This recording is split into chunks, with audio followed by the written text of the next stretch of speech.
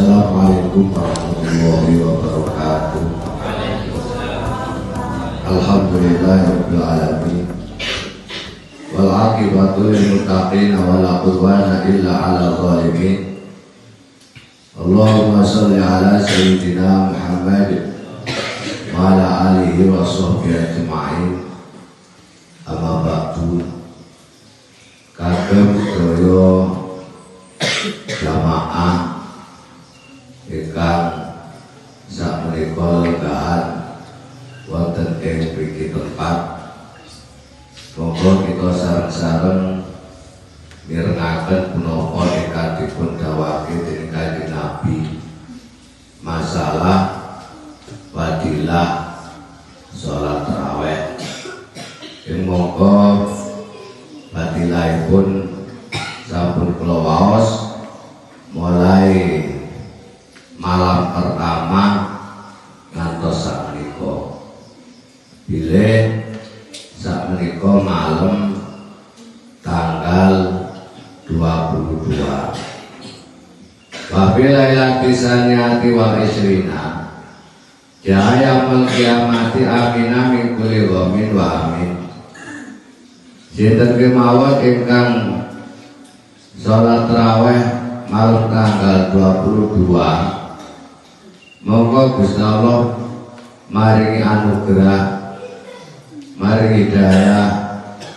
Nggih menika anugerah ingkang dipun paringaken dhateng kita sedaya bijak wonten ing yaumil kiamah, wonten ing dinten kiamat iku mboten susah, mboten bingung, mboten sedih, mboten kuweden. Krana napa? Krana niki welas asih Gusti Allah kranten umate menungsane makhluke purun lampahi salah setunggalipun ingkang dipun perintah dening Allah yen poso ana ing bulan suci Ramadan sore salat tarawih. Dan itu sifat welas asih Gusti Allah krana makhluk manuk.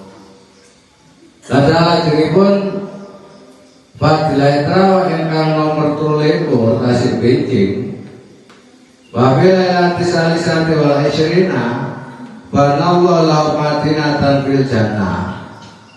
Monggo Gusti Allah paring anugerah